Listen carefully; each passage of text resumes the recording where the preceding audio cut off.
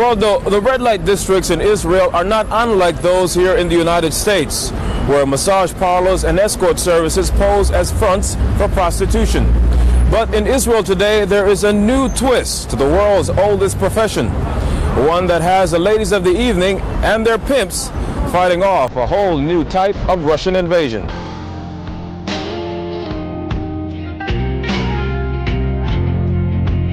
I like to do this. I was born woman. Understand? I go and I try to give him good feeling. Sophia has worked for an Israeli escort service for the past 2 years.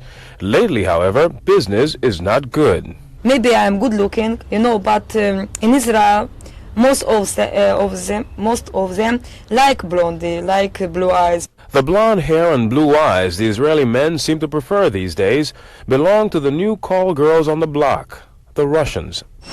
Nearly 500,000 Russian immigrants have come to Israel in the past 2 years. Another 1.2 million have applied for exit visas. When they're greeted at Ben Gurion Airport, they arrive with hopes of a better life in Israel. But the harsh reality is that 40% of the newcomers cannot find work. I stayed here not long time, and only 2 months. And I only think now, what can I do? Natasha is a single mother who recently immigrated to Israel from the USSR. There, she was the manager of a restaurant. Here, she works for an escort service. Israel is a very expensive country, and I must pay my money for my apartment, for my babysitter too. And so this is very, very big money. And wherever you find Russian prostitutes, you're sure to find the Russian mafia, even in the Holy Land. Prostitution in Israel will be within the next year, maximum 2 years, in the hands of the Russians. Sha'ir Avriel, an Israeli, runs the lucrative VIP escort service.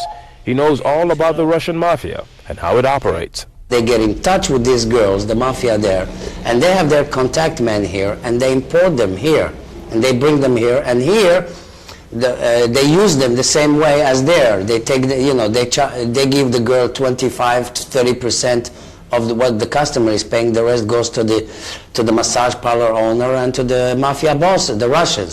According to Tequila, Avriel's assistant, some of the girls don't even settle in Israel. They're changing all the time. They're coming just for a couple of weeks or month, and then they go.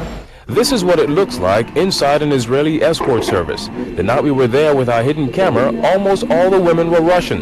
And now it can be told the Russian mafia is into more than just prostitution. All the smuggling, electronics and things like this in their hands. The black market's in this hand. Did you know that they are the best to falsify dollars already? Did you know that? You want to see them? I got a Russian guy who comes and offers me 1,000 of these bills for $10 a bill. Still, it's prostitution where the Russian mob makes most of its money. And since escort services are legal in Israel, the mob continues recruiting Russian hookers, which is creating a new problem when it comes to sex for sale in the Holy Land. There is a limit. How many girls can you employ? You cannot make 100,000 Russians prostitute in this country. There's no work for them. But this will not discourage women like Natasha from coming to Israel. No, it's very hard time for USSR.